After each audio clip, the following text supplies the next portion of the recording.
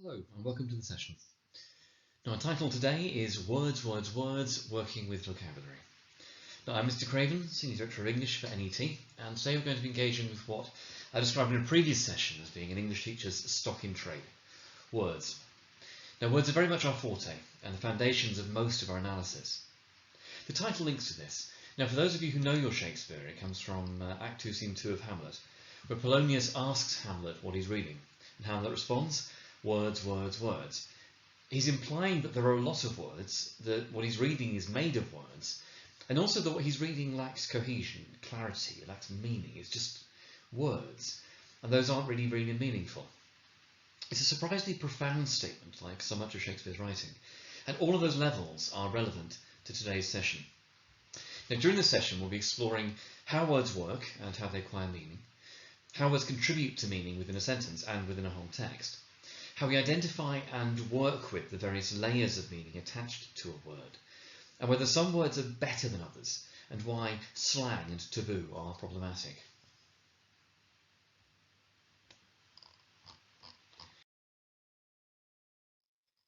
Now, we talked before about the idea of etymology, the origins of words. It's incredibly unusual for words to spring into existence fully formed and referring only to themselves. Almost always, we can trace words back, either in whole or in sections, to previous words, and back to different or to earlier languages. If we look back over the words of the year selected by Oxford, a lot of them are neologisms. Their words only came into existence recently. In 2017, the word was youthquake. Emoji was the word of 2015, vape 2014, omnishambles 2012. Now each of these words is based on words that have gone before. Youth and earthquake are blended to produce youthquake. Emoji comes from the Japanese e, meaning picture, and moji, meaning character. Vape comes from the inhalation of vapor. Omnishambles takes the word shambles and sticks the prefix omni in front of it, meaning all, from Latin, so meaning a complete mess. Now, it isn't essential to know a word's etymology in order to understand it, but we do often find that words are influenced by, or our interpretation is coloured by, knowing the word's history. If we took, for example, the word man, and this is loaded with a huge amount of associative baggage.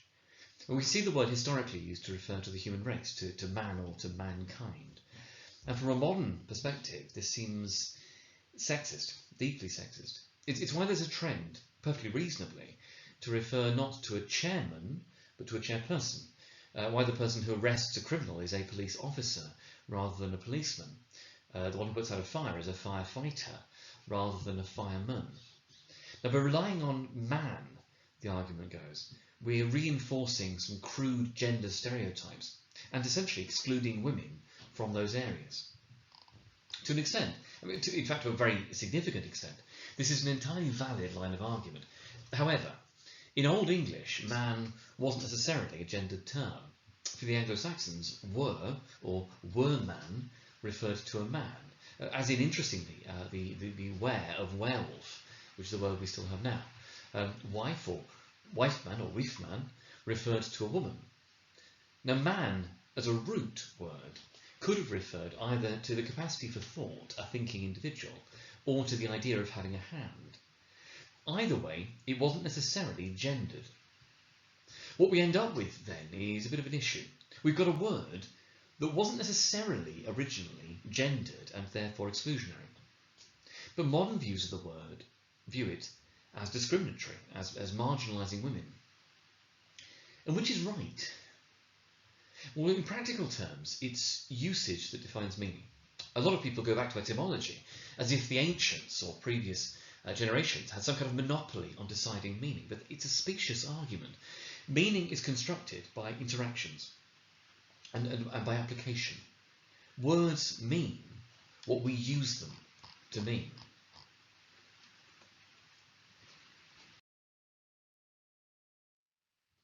But which bits of our language come from where? Well, our cultural history, as mentioned in a previous session, is reflected in our language. Many of our place names, especially in the south and the east, are influenced by the Romans, and after them, the Anglo-Saxons. A casta, for example, or a casta, was a fortified Roman camp, meaning places such as Lancaster, Landscamp, Manchester and Winchester were all fortified Roman encampments. You see them across the country. Whitby means Whit's farm, while in one of my favourite examples, Torpenhow literally translates as hill, hill, hill, since Tor, pen, and How all translate as hill. Now, people's names also have etymologies. Joseph comes from the Hebrew for God adds to him. Sophie is Greek for a love or a lover of knowledge. And William is from the Germanic for helmet of resolution or a strong warrior. Now, in terms of teaching ideas, students uniformly love discovering the meaning of their names and of places that they know. And it's a quick win in getting them to look at words afresh. And if a student with the name Cooper, say, discovers that their ancestor was a barrel maker, or a student with the surname Fitzroy discovers that their ancestor was the child of a king, admittedly on the wrong side of the sheets, so to speak, or if students living in Gisborough realise that their town is named after someone walking drunkenly, it's a way of getting them excited about language, about words. I mean, after all, in terms of Fitzroy, Fitz means of and from, which isn't as easy to work out, but Roy links to the same word in French, and it provides the basis of words such as royal. Now, this has applicability in many of the texts that we study. Now, Shakespeare has chosen the name Mercutio for Romeo and Juliet because the character is mercurial, he's changeable. When Dickens chose the name Scrooge for A Christmas Carol, it was based on a real person called Ebenezer Scroggie, a gravestone that he'd seen up near Edinburgh and misread, in actual fact. But he adapted the surname so that it became almost a cross between screw and gouge to give us a sense of the character. Eva Smith, to cross to an Inspector Calls, combines the name of the biblical character Eve with the most common surname in the country at the time, a name which identifies the person either as or is descended from a metal worker, a working class craftsman. So Eva Smith therefore represents all women, Eve, and the working class, Smith. Now, every name of any character in any text that we read in school has been chosen to suit the character. It's not always because of the meaning of the name, but often or because of the sound of it, or it's because of the associations with it. But it's worth looking at, always. Now, students also often enjoy finding out how our language connects us all around the globe, how our English words, such as desk and dish, along with the German word Tisch, all come from the Latin discus. How our word milk in English connects with the German Milch, the Dutch milk, the Russian moloko, and the Serbian mleko. How the Proto-European Nachts, for example, gave us night in English and nicht in Scots, and Nacht in German and Dutch, and Nag in Afrikaans, and Nat in Swedish, Norwegian, and in Danish. They link, and so on. Now, any students who are musicians may also recognise, say, the Italian forte from their music, meaning loud, in words such as fortitude or fortress, and they all share a root tracing back to Latin. There was a particular favourite example. When the time came to choose a title for the head of state in the United States of America, oh so many centuries ago, there were numerous possibilities discussed. They talked about having a king, an emperor, a governor, a dictator. Now, the representatives wanted a title that would make it very clear that although this was potentially a powerful position, a respected position, of the equal of heads of state in other countries, they wanted a sense that the person elected was just looking after the position, just temporarily leading, first among equals, someone simply presiding over the government, rather than necessarily being in charge. They wanted something humble sounding. So how do you reflect that? Well, the person presiding would be a president or a president. And think how much the meaning of that word has changed since then as a result. Now, this may seem like a completely unhelpful anecdote, but it makes the spelling of the word president both logical and memorable. Words don't typically exist in isolation. They have history, they have context, and they have connections. Now, where students also study modern foreign languages, this also means that there are some quick wins to be gained from link-ups. After all, English and German share a significant proportion of things such as their number names. 7 in English comes from sieben in German. 10 in German becomes 10 in English. There's also a lovely moment, if you ever see it being taught, when students studying German realise that the way to say hello in German is, well, hello. Now, MFL can also be invaluable in helping students to learn some of the technical, the grammatical aspects, including things like word classes, sentence structures, and so on. It's worth having a link in place there.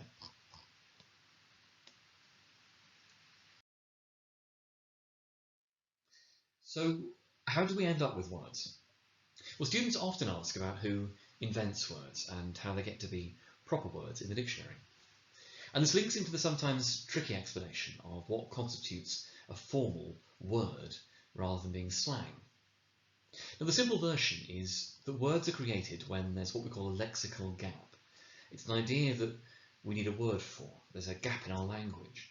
Now, for example, when Bill English in 1965 was seeking a name for a small, slightly rounded pointing device with a wire that could be used for a computer, the visual resemblance led him to call it a mouse, and that name persists, even though the resemblance is no longer as visible. Now, when words are created like this, it's known as a coinage, or, as I said earlier, a neologism. It's the creation of a new word. However, and as I've already said, words don't generally appear from nowhere. They're built on what's gone before. Now, an Australian in 2002, sharing a picture of a drunken injury and apologising for the picture being a selfie, gave rise to the selfie. But it's based on a word that already existed, that of self. Now, words can also, as we've said, be constructed out of existing words, out of bits of them at the very least. We've already talked about the word omnishambles, but there's no shortage of others. When the search engine Google became popular, for example, the noun Google rapidly gained an ing suffix to become a verb, googling, and almost everybody now talks of googling something. The same is true of, say, Instagramming or becoming a YouTuber. When we needed a term to describe someone whose role was to influence current trends in society, the words social and influencer became welded together into a social influencer. Now, when these words gain a certain level of widespread application and recognition, they become codified, which is a word that really conveys the idea that they make their way into dictionaries. And that is really the point at which they become official words, rather than just slang. Now, an interesting project I've come across before now was for a Key Stage 3 class, in fact, to create their own new word. Nothing offensive, obviously. And then what they did was they used it with their friends and family, and they were tracking and tracing to see how far and how fast it spread. Now, of course, it's important to realise that for many young people, the vocabulary that they use to speak amongst themselves is deliberately different from that used by adults. It's what a linguist would call an exclusionary sociolect. It's intended to exclude adults from their discourse. And at the point where we're able to understand and to engage with that exclusionary sociolect, it changes.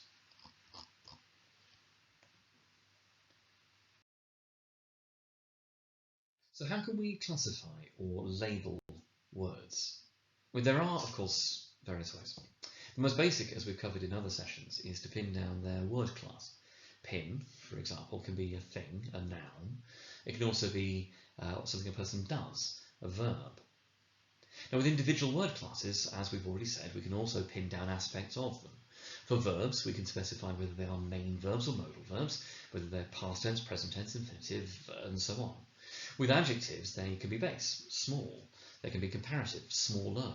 They can be superlative, smallest. Pronouns can be first, second, or third person. They can be singular, they can be collective, and so on. Now, word classes are useful for grammar, and they're an easy drop-in for an analysis to make it seem technical, although they're not always the richest source to mine if we're looking for some really good, meaty ideas to discuss in a piece of writing. Now, in terms of other ways to classify words, we can have sound words, onomatopoeias, such as bang or squish. We can have words of one syllable, that's monosyllabic words. We can have slang words, such as mint.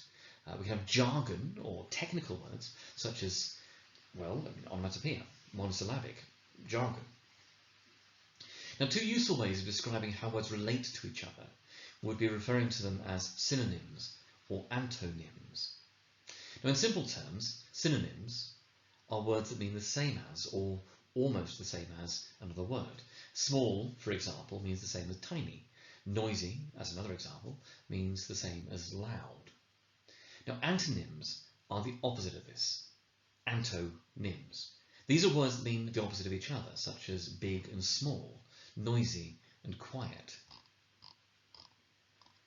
Now, where this becomes slightly more complicated, as we have said before, is the fact that very, very few words share identical meanings. Almost always, there's a subtle difference. So, for example, small and tiny are synonyms. But I would suggest that something tiny is smaller than something smaller, or equally, something tiny is tinier than something small.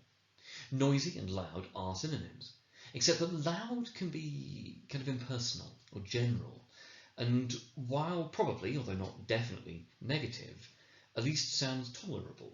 You can put up with something loud.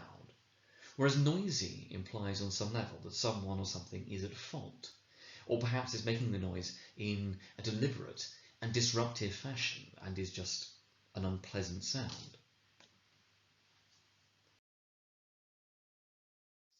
What this means is that whenever someone uses a word, they have consciously or unconsciously run through all the possible options that they have and have selected on some level the word that they actually use. When I describe a meal in a restaurant, for example, as tasty, I've run through the various possible options I could use instead. Delicious, delectable, appetizing, scrumptious, yummy, luscious, mouth-watering. And I've gone for a word, tasty, that isn't, say, as positive or as formal as delicious, but neither is it as positive and informal as yummy, which might also sound rather childish.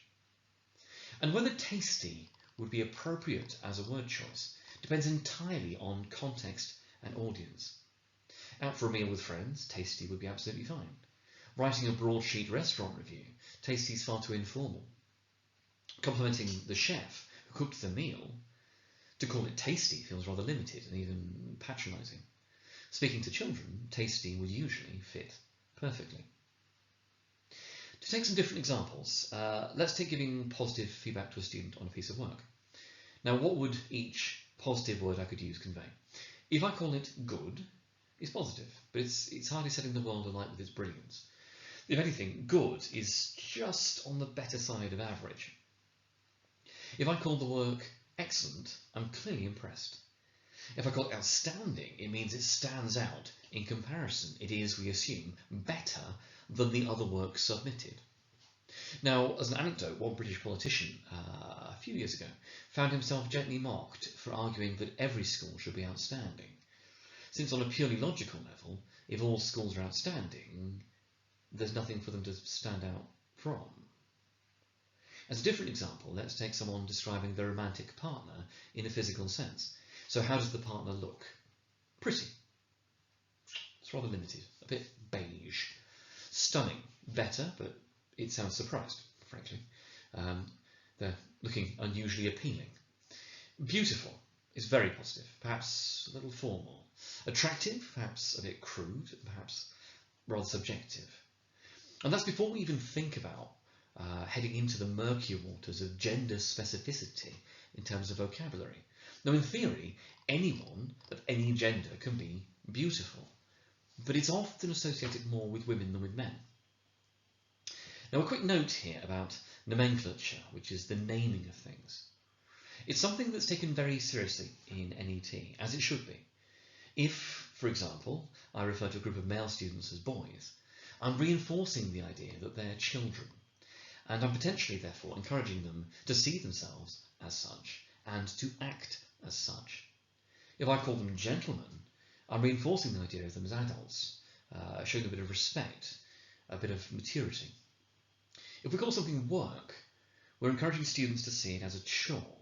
If we call it learning, we're encouraging them to see it as something to be gained. It's why our behaviour system in NET is called expectations for learning, rather than anything to do with control or with punishment. And it's why group work strategies are called collaborative learning structures. It's why we have aspire and challenge outcomes, and so on. But the name we give something can impact on how it is understood, how it is viewed, and therefore also how people behave regarding it. Now, as a teaching idea, a very effective way of engaging students in working with vocabulary is to encourage them to think about other words the writer could have chosen. For example, why did that writer decide to describe his character as clever, say? Now, obviously at that point, he's conveying that the character is intelligent, but he's also perhaps trying to suggest that there is a cunning edge to the character's thinking. And notice there that both intelligent and cunning can be synonyms for the word intelligent. They can be synonyms. This sense of building vocabulary around a keyword is absolutely invaluable in terms of, yes, building students' vocabulary in the first place, but also for encouraging them to think of different angles. And to stick with the idea of someone being intelligent, if we have that word being used in a text, does the writer or the speaker mean for us to see them as being, say, academically gifted, as cunning, as someone who is highly educated perhaps, as someone who's knowledgeable, as someone who is perceptive and incisive, as someone who is perhaps able but not very practical, not very in touch with the basics of reality? They intend us to see it as someone perhaps more able than those around them or in comparison to others. And all of those are angles on the idea of intelligence.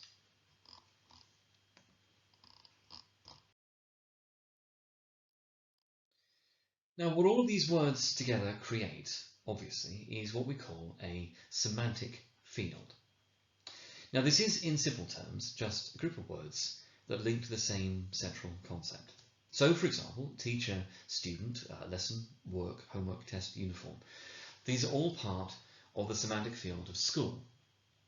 If we took, say, referee, goal, keeper, penalty, we're probably seeing there a semantic field of football, although there are other sports it could be. Now, to turn to, again, one of our literature texts, if we look at Aegeus' speech in the first scene of A Midsummer Night's Dream, he includes references to love tokens, bracelets, rings, gauds, conceits, knacks, trifles. It doesn't take a genius to see that Aegeus has constructed a semantic field of, in large part, small, valuable objects. He's making it very clear that Lysander has, he thinks, essentially bribed or bought his way into Hermia's heart. And it also shows Aegeus' obsession with ownership. But we also have, in the speech, words such as complaint, consent, stolen, prevailment, filched, turned, obedience, due, privilege, dispose. And if we look at those together, it's a semantic field of control.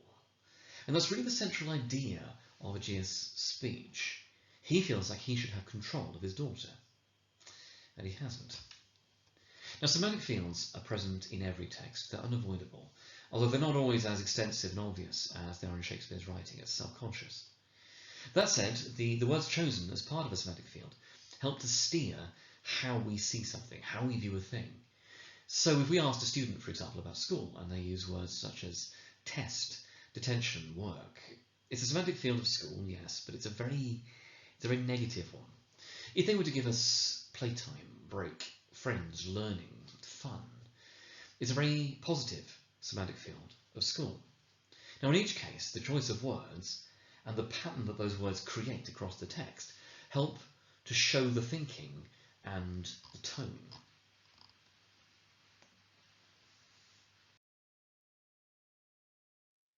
Now, probably the highest level and the most challenging skill that we develop with students in English is inference.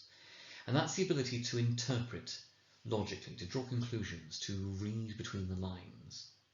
Now, key words to do with this would be things like interpret, infer, imply, conclude, and so on. However, an additional useful word is, of course, connotation. Now, a connotation, con meaning with, and notation meaning the sign or the thing, is an additional meaning or an idea that goes along with the word or item. So, for example, for me, coffee has connotations of mornings and conversation with people. The colour red carries connotations of danger, of violence, of romance, of passion. If we took a word such as, say, spiffing. Now, spiffing as a word carries associations of private schools, of being rather upper class, and these are connotations. Now, we've already spoken about words having potentially both literal and figurative meanings. Hot, for example, literally means containing or giving off heat. However, it can also, in a figurative sense, mean angry, physically attractive. Someone can be hot, or it can mean on form. Cold works the opposite way, a literal meaning relating to a lack of heat, but a figurative meaning to do with a lack of, say, emotional engagement, a lack of passion, or being rather impersonal. Now, words can acquire connotations over time. For example, rewind a few decades and special had almost entirely positive connotations. Telling someone that they were a special person or special to you was a compliment. It was a lovely, very meaningful thing to say. Use the word special now, and it carries the associations, the connotations of either special educational needs or special measures for those working in education. Now, those shouldn't necessarily seem like something carrying any kind of stigma, any kind of negativity, but for many people now, that's how it's seen. As an alternative example, let's take the word appropriate. Now, I once had a relatively terrifying few moments when hearing about a member of staff being inappropriate with students. Terrifying. Only to learn a few seconds later that rather than the connotations I had assumed, that this translated as them being a bit informal and using slang when teaching a class. Now, many adults ended up, as a different example, caught out by children watching things on Netflix and chilling, with Netflix and chill acquiring a very specific meaning and a very different meaning. Now, once again, this is at least partially to exclude adults from the conversation. Now, let's quickly talk about the idea of a euphemism because it's relevant. Now, a euphemism is a word or a phrase that takes something negative and makes it sound either positive or at least less negative, potentially more polite and more acceptable in polite company. Now, for example, for many of my grandparents' generation, spending a penny was a euphemism for going to the toilet. Toilet itself, if you go back even further, referred to a private space in which someone might put on their makeup and freshen themselves up. And that was a euphemism for a place where someone would go to, well, do their business. And do their business is a euphemism. We euphemize what is potentially negative or offensive. Sex is euphemized. Sleeping with, for example. Defecation is euphemized. Powdering my nose, I've come across. Death is euphemized. Going to heaven. Rejection is euphemized. You know, the old classic, we're better as friends. Now, some words end up acquiring very specific associations, connotations. And yes, for those of you who are linguists, we're heading into collocations. Now, it's all but impossible, for example, to hear the word dream in a speech without it seeming to link to Martin Luther King. We no longer hear, at the moment it seems, about situations or choices being a case of black and white, because it now carries very unfortunate oppositional racial connotations. As a different example, I saw a t-shirt the other day that read, "Just be." And for the majority of literate adults, it's hard not to hear associations with Hamlet's line, "to be or not to be," which is clearly what the person was referencing with their t-shirt. Now, obviously, and as we said before, words can carry multiple meanings, sometimes all at the same time. In a recent example, a parent on Twitter, not linked to any NET academies, insisted that, and publicly posted that, "I'm not sending my daughter to that school, it's not safe, what can they do to me?" To which someone from the school had simply replied, "Fine." Now, it's often these additional meanings, these connotations, that can give rise to humour. If we take a joke from a current comedian such as, say, Stuart Francis, let's take, I watched a documentary on welding ships the other day. Riveting. Now, the pun there relies on recognising that riveting can mean both adding rivets to something, bonding it together, or it can mean fascinating. Or let's take a joke from Tim Vine. Black Beauty, a bit of a dark horse. Now, in that line, he's playing on the fact that a dark horse can be both literally a horse that is dark and it can be someone who has a hidden side. Now, as a final modern example, I can't believe you told him about me spreading seeds on his lawn. Grass.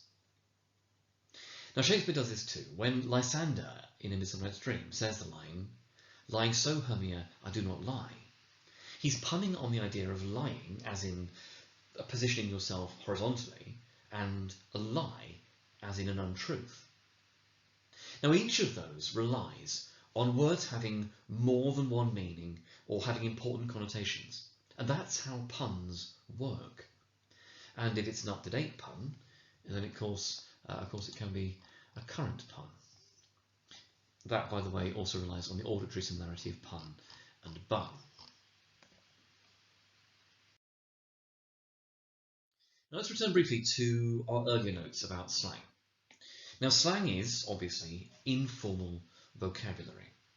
So when something is mint or sick, on fleek, dope, if a teenager's rents are being salty or extra. Now, these are all examples of slang. No cap. What you'll notice is that almost all of these are based, again, on existing vocabulary. To describe something as being mint condition, the state it was in when produced at the mint, that goes back centuries. The use of sick is just another version of, if you head back to my own childhood, something being bad or wicked, which were terms that we had way back in the 1980s. The meaning essentially being inverted to become positive rather than negative. Now, teen slang, as I've already said, it changes all the time. Now, sometimes that's to fit changing social trends and conditions. More often, it's just as part of the natural evolution of language. Teenagers create their own language, their own words, and then those teenagers become adults, and they become parents, and their children grow up and become teenagers and create their own language, their own words, and they become adults and become parents, and so on. And don't forget that these children are acquiring sources of slang from a range of different directions. There's the youth slang that they acquire from their peers, and that's increasingly common to students of similar ages across the country and internationally as well. But there's then also the slang they acquire based on their geography, words that are part of their dialect. And almost all students do have a dialect. It's made up, usually, of a regional accent and regional vocabulary. Now, that said, for many students, that isn't something they realise. As far as they're concerned, their way of speaking is just normal. They don't have an accent. Anything that sounds different, that's an accent. Now, regional accents, regional vocabulary, dialects are blurring, they're softening, and they're dying out, but they are still there. So it's why, for example, a student in Hartlepool was telling me about someone throwing their dodie, and that's why that caught me out. I had to ask what a dodie was in their dialect. And if you don't know, it's a regional term for, slang term regionally for a dummy.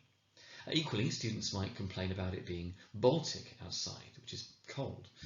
If they get told off, students might complain that it's shan, which is unfair. Now, for the majority of students, it's not difficult to differentiate between times when slang should be used and when it shouldn't. Essentially, the question being when it's appropriate. And let's be clear, there are times when slang is appropriate. A student who ever only spoke in Oxford English Dictionary perfect English to their peers would find themselves marginalised, isolated, abandoned by their friends. Using slang is natural, healthy, part of a group dynamic and a group identity, as long as it doesn't find its way into their writing. Now, when that occurs, it's something that needs addressing quickly. After all, it's not just the slang term itself. It's the mismatch between the formality of the writing and the informality of their language. There's either a clear misunderstanding of the word and its usage, or there's a misunderstanding of the appropriateness of the register, the level of formality that's being used. And this is also true of teachers. It's tempting sometimes to soften the formality of our own speech in order to match the students, to go to downwardly converge, as it's called in linguistics. However, there's a real risk here. As an authority figure, by using slang, whether it's generational or from a dialect, we're modelling that slang as being acceptable in a more formal sense. We are, after all, role models. What we're offering if we use that slang is reinforcement of it, and that can lead to confusion for students. Now, for staff who are local people in terms of their background, who live locally, grown up locally, and teach locally, that can be a particular problem. Now, a nice way into discussions about slang and formality can be to direct a class to think of informal words that they wouldn't use to a teacher. Be careful, obviously, to avoid anything swearing-based. And then get them to suggest a formal equivalent. Now, for most classes, at least a few students will discover that words they thought were just words that they were fine to use whenever they needed to are in fact slang and have a specific level of appropriateness in terms of usage. It can also be interesting to create a dialect map. Ask students what, for example, they call an alleyway between houses. And in different parts of the country, it's a cut, it's an alley, it's a snicket, it's a ginnel. I think the last one is there from Sheffield. Ask students what they call a lift on someone else's bike, a croggy, a baccy. Ask them what words they know for a small loaf of bread, as in a small loaf of bread, and that's a roll in the south, a cob in the Midlands, a bun in the northeast, a barm if you go to Manchester and Lancashire. Now, a quick note about swearing. In a technical sense, what most people call swear words are known as taboo. And that means essentially forbidden or a completely inappropriate word to use within a context. But the context part there is important. There's no shortage of words that would be appropriate in front of one audience, but not another. As a personal example, while out with friends, a few years ago now, I dropped something on the floor and I said, "Oh, balls." No one was offended. I was happy that that was acceptable and therefore not taboo. However, when my young son, having overheard this, then did the same thing at his primary school, dropped something, balls, it's not appropriate and it's therefore taboo. And you get called in for a chat with a teacher. In a practical sense, all swear words, however mild, are inappropriate in an educational setting. That's not to say they can't be discussed very carefully if the topic arises in appropriate fashion. But there needs to be extreme care not to be seen to use, to endorse, or to make them seem acceptable. And that also covers words that can be seen as offensive, as racist, sexist, and so on. Within the school setting, usage of those words is, and it must be, taboo. That said, you'll find swear words in some of the texts that you'll find students reading and studying. Bastard, for example, and the N-word both appear in Of Mice and Men. If you know your Shakespeare, words he uses, such as naughty, villain, nothing, and splud, are all really offensive from an original perspective. They're the equivalent of some very, very strong swear words now. And that's just one to be ready for.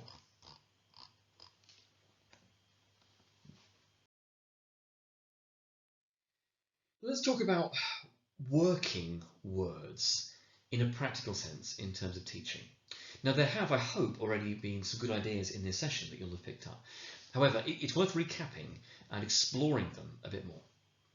Now, let's take a quick example of a text and work through how we pick out words and looking at words that might be worth picking out. Now, our text is this one. My mother and I walked on towards the hill that stood at the top of our street. We lived in a town stolen from the valleys, a huddled place full of chimneys and little shops and back-to-back houses with no gardens. It's taken from the novel Oranges Are Not the Only Fruit by Jeanette Winterson, and I used it at the beginning of one of my lessons yesterday. Now, there's no shortage of words that we can discuss here. So, the noun mother seems an odd choice, potentially, because mother conveys a sense of formality with this relationship rather than mum or ma. The hill that stood at the top of the street uses the verb stood to almost personify the hill, almost like it has some sort of choice about where it is, with the location of the hill, top, also connoting importance, power, stability. The verb stolen, for example, using that verb, seems to imply that the valleys themselves surrounding this town, much like the hill, are powerful, assertive over the narrator and her mother and the people who live there. It's as if almost they have to battle the landscape, as if they're in conflict with it. That's reinforced actually by the verb huddled, which offers an image of both the people and the houses kind of clustering together, whether that be for warmth, comfort, for defence, or simply out of a sense of togetherness and self-preservation, possibly. We could talk about the pronouns. suggesting a sense of togetherness as well. That's despite, of course, the separation of, at the start, the I from the mother in that first sentence. You could even argue, perhaps, that there is a semantic field of negativity, in fact, and a lack of power. And that's through words such as stolen, huddled, little, no.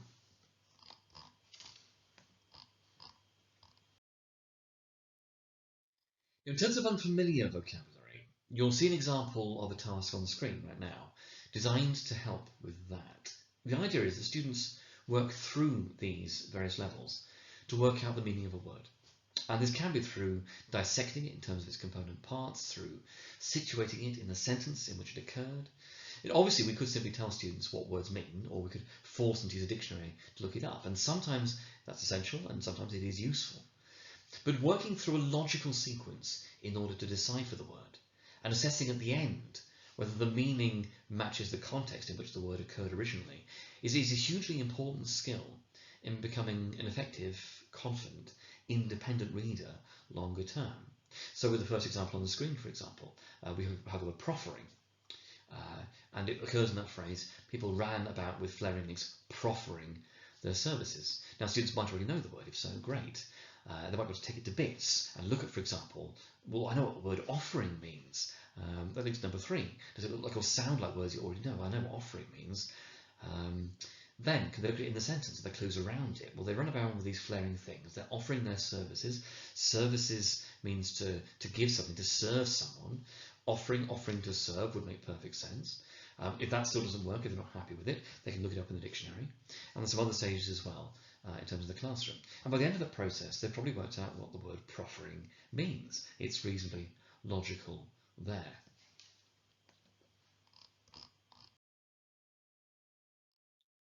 Now, an alternative approach is to explore the meaning of a word and what we can infer by comparing it to synonyms, words that could have been chosen by the writer, as with the examples on the screen. Now, by encouraging students to consider the alternatives, they then have to engage with the writer's process and the writer's thoughts, while also being offered ways of understanding the meaning, explaining what it means, and ideally unpacking the nuances in terms of the differences between the word that was chosen and the possible alternatives. This also encourages them to be reflective in terms of their own word choice. So, for example, when we have the example on the screen, cheap, and the phrase in which it occurs starts as cheap. Well, cheap, there we go. But Dickens could have used inexpensive, bargain, cut price, economical, stingy. So why is cheap better? Well, inexpensive conveys a sense of value. Inexpensive isn't necessarily critical, whereas cheap is. Cheap sounds as if it's not good quality. Cheap sounds disposable, almost. And Dickens is trying to convey here that it's not that Scrooge wants the best and finds the best prices for it. It's actually about just saving money. He's someone who is very miserly with his money. We could have had cut price, but cut price wouldn't make sense either in terms of reducing the price. It's not about that. Dance is just cheap, full stop, so cut price wouldn't make sense. Stingy could equally work. The problem is that stingy is more a description of a person and not the thing that is being bought in terms of the value of the actual object. So cheap actually there works better. And that logical process is a way of clarifying obviously what the word means, building that stock of vocabulary, and possibly also discovering some nuances in terms of the interpretation. Now you'll also find some useful words along with synonyms for them on the daily NET English Twitter feed. There's an example on the screen right here, Aurora, polar lights, northern, southern lights. And that's from literally a few days ago, actually, that one. Now, there's a word of the day on the NET English Twitter feed every day of the year, including weekends, including Christmas, holidays, every single day. And it's a mixture of just useful words, some impressive words, and some odd words, just that are interesting. So it's worth a look.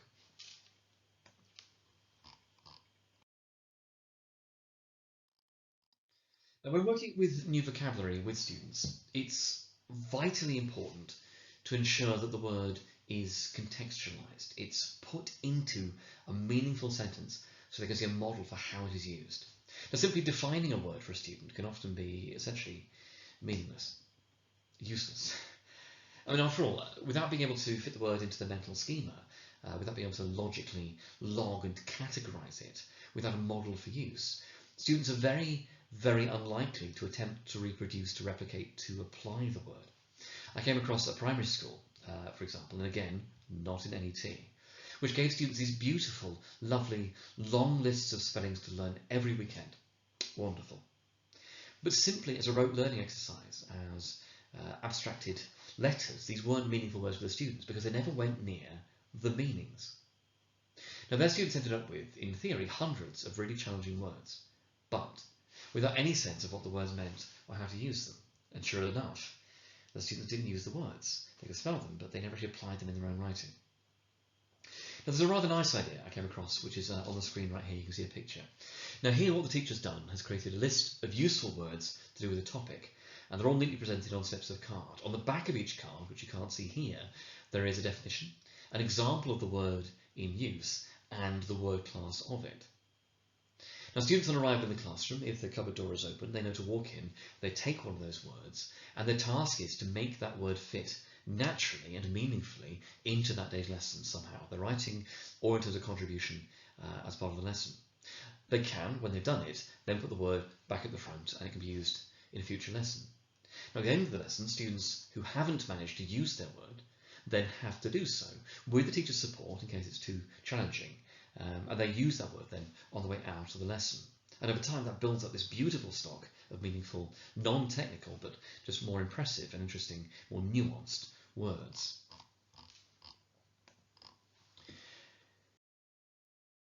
Now, an absolute top tip for any question or interpretation task would be to create an instant semantic field around keywords in the question, in the task, or in the text for that matter.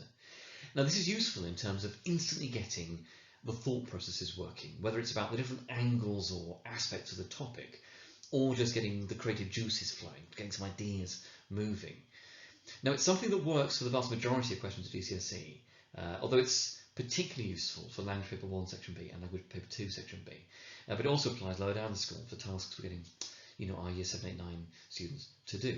So, for example, we have a question on the screen: how does the writer use language here to describe the heart of a family? Well, the moment we have family, we think parents, we think supportive, we think loving, we think caring. And that's getting us to think about what is a family, and therefore, what are we likely to find in the text that links this idea of family, and that would therefore prompt the uses of language to convey those ideas. A different example on the top right, a creative writing task: write a story with the title Abandoned. Well, if we want to think about being abandoned, we want to think about it from a more nuanced, a deeper point of view. So words with abandoned, well, left, forgotten, unwanted, isolated, alone, those kind of things. And over time, the more we repeat that task and that sort of approach, the more the words they use will start to repeat themselves, to recur in a very, very positive way, because that's the stock of words those students just use in their writing. We can really build up their vocabulary, build up their nuance, and build up ultimately their confidence.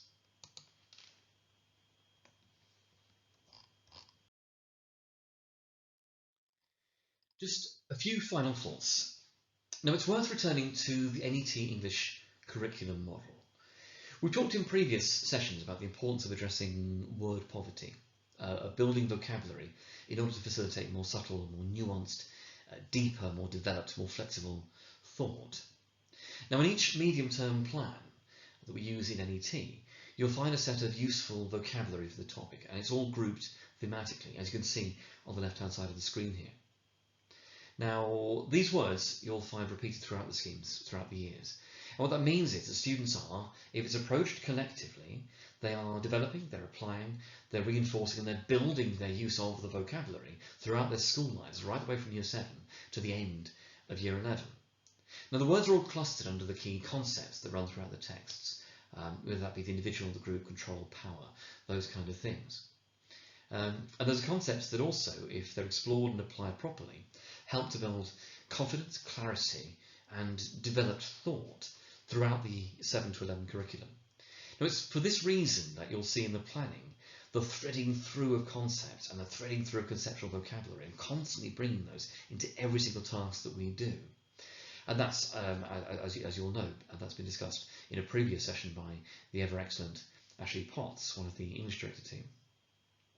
That said, you'll also find a huge amount of useful vocabulary in the NET recipe books, and that's including vocabulary sets of synonyms and semantic fields to do with High frequency words such as light, dark, sad, scary, wet, ugly, big, dull, quiet, loud, cold, happy, warm, beautiful, barren, interesting, small, old, broken, important, pointless, and isolated.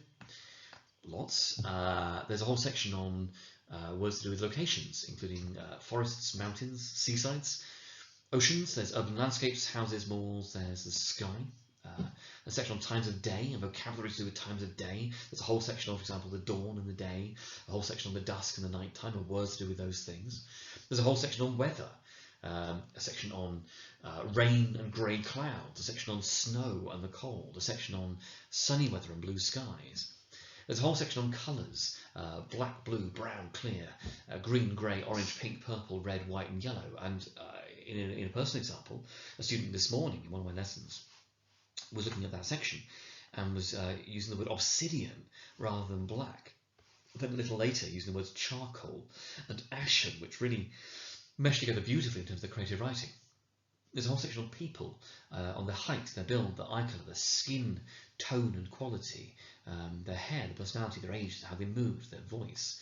The section, and the paper 2 section of the recipe book, on topics such as the environment, health, society, the economy, positive emotional states, negative emotional states. There's conceptual vocabulary, power, control, authority, conflict, relationship, society, action and consequence, identity, appearance and reality. There's even a section on analytical vocabulary to do with constructing an argument, showing the style of something, perspective, intent, the effect. There's an enormous amount of vocabulary in there, literally thousands of useful words, categorized logically. And if you haven't seen the recipe book yet, definitely, please, ask your head of department or head on to the English Team Hub and you'll find them there. Well, thank you very much for your time today. Hopefully that's been both interesting and useful. That said, if you have any questions, do please speak to either your head of department or your director of subject, either of whom would, I am sure, be very, very happy to help. Thank you for your time and take care.